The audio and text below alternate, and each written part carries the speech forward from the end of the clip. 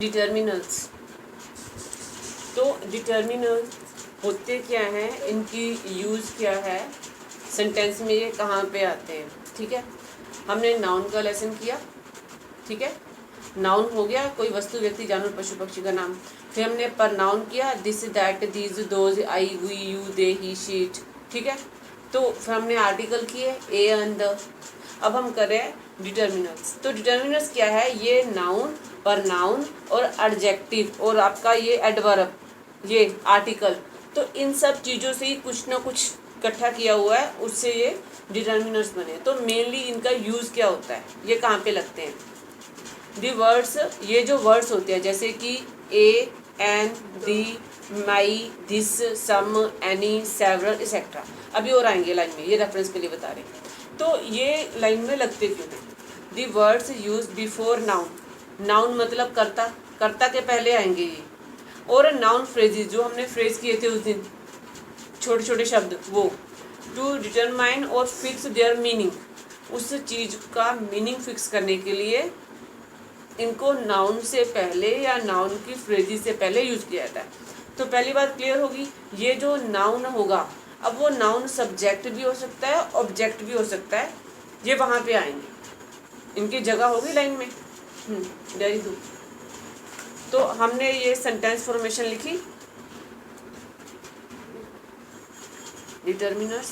तो हमने ये सेंटेंस फॉर्मेशन करी, सब्जेक्ट, एडजेक्टिव, वर्ब, ऑब्जेक्ट। ठीक है, अब नाउन यहाँ पे आता है, यहाँ पे भी आ सकता है। ठीक है, जो फ्रेजेस हैं वो यहाँ पे भी आ सकती हैं और यहाँ पे भी, मतलब सब्जेक्ट और ऑब्जेक्ट की जगह पे आएगा ये। तो अब वो ये क्या कह रहे हैं, the words use before the noun, तो मतलब यहाँ पे या यहाँ पे, ये दो जगह पे आ सकते हैं ये, और नहीं आएंगे कहीं पे। ठीक है, the words use before noun और नाउन फ्रेजेस। तो ये या तो जो नाउन है वो सब्जेक्ट है।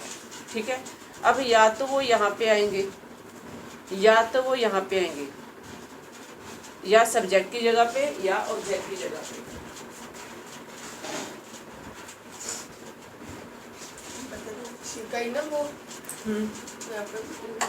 ठीक है, यहाँ तक हो गया इसका, ये कहाँ पे यूज होगा। तो अब यहाँ पे क्या है, ये लगेगा नाउन के आगे, या तो ये सब्जेक्ट में आएगा इधर या ये ऑब्जेक्ट में आएगा इधर। अब इसका यूज़ क्या है, इसका यूज़ क्या है, they refer to something specific और पर्टिकुलर, तो ये किसी खास चीज़ की तरफ इशारा करते हैं।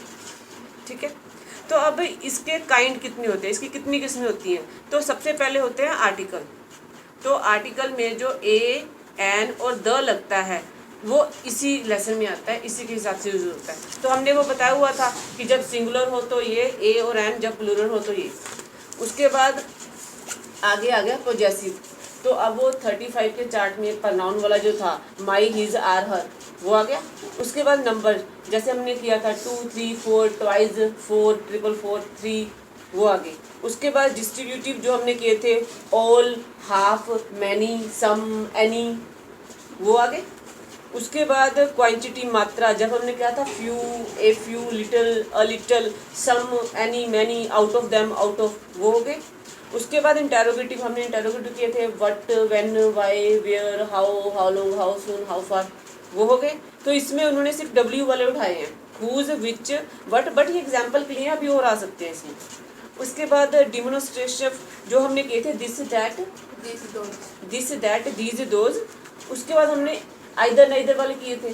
तो ये पूरे के पूरे जो हैं ये प्रनाउन वाले लेसन के ही हैं। ठीक है, तो ये लेसन में डिटर्मिनेशन है, एक तो आर्टिकल वाला आ गया ए एंड द, और एक ये सारा आ गया प्रनाउन वाला, यहाँ तक ठीक है। अब यहाँ पे हमने डिटेल में बताया आर्टिकल्स का, जो हम पहले कर चुके हैं। दी आर्टिकल अ जो है a is use before a singular countable noun which begins with consonant sound. तो ये हमने किए हुए हैं सारे। ठीक है, दी आर्टिकल एन जो है is use before singular countable noun but which begins with the vowel sound.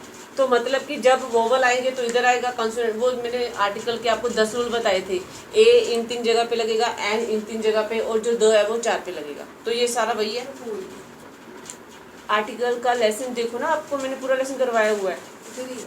हाँ, तो अब लेसन डिटेल में करेंगे, फिर एक्सरसाइज नहीं हो पाएंगी। आपको लेसन नंबर इंट्रो के अगला था आपका लेसन आर्टिकल। हाँ, आप उसके अगला था इंट्रो के। मुझे सारा दोबारा लिखवाना पड़ेगा इससे अच्छा। देखो ये देखो ए है, जो इंग्लिश के जो 21 अक्षर इधर आ गए कंसोनेंट वाले, वोवल वाले इधर चले गए। तो ये यहाँ पे इधर क्लियर कर रखा है कि अगर ये देखो साउंड जो है और कंसोनेंट है 21 है तो इधर आएगा, अगर वोवल है तो इधर आएगा। तो ये दोनों पहले हो गए।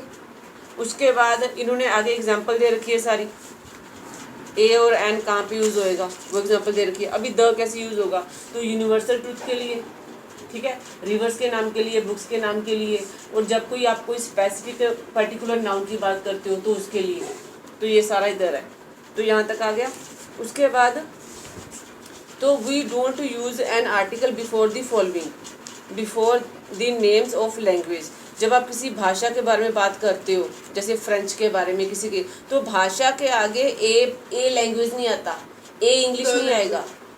तो वो द लैंग्वेज जब रिक्वायरमेंट होगी तब आएगा ना। तो बेसिकली वो कह रहे हैं before the names of languages we don't use any article. Article नहीं लगता है जब लैंग्वेज होती है तो ये यहाँ पे दिए हुए हैं आपको।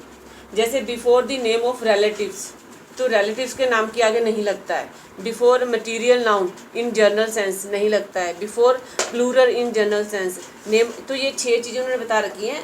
अगर ये आ जाएँ तो द नहीं लगता है, आर्टिकल कोई नहीं लगता है, तब ए एंड द कोई नहीं लगता है उनमें से ये। तो अभी ये एक्सरसाइज होगी शुरू। सो चूज़ ए और an for no article for each blank below. तो अगर आपको लगता है ए आएगा तो लगाओ, अगर आपको लगता है एन आएगा तो, अगर आपको लगता है दोनों में से कोई नहीं आना तो उसको कट कर दो, ठीक है। तो the train was delayed for more than, अब आपने ए लिखा है, ठीक है। अब देखो आवर है कि हावर है, और अ पे है ना साउंड। तो ये देखो ये बताया था जब एच, ये देखो एच और यू जब अ बन जाए तो एन आएगा ना, एन आवर आएगा। ओके देन हैव इट और the other one have. So here n will come. So I told you h और u अगर आवाज़ नहीं कर रहे हैं तो n आएगा, अगर वो आवाज़ करते हैं तो a आएगा ना। n r because there was, अब h है ना ह, तो अब ये ह्यूज है कि अयूज है, ह की आवाज़ आ रही है ना, तो अगर ह की आवाज़ आ रही है तो a आएगा, तो फिर n गलत हो गया ना, तो a आएगा। अब इस डायरी को सामने रख के एक्सरसाइज सॉल्व कर लेना सारी।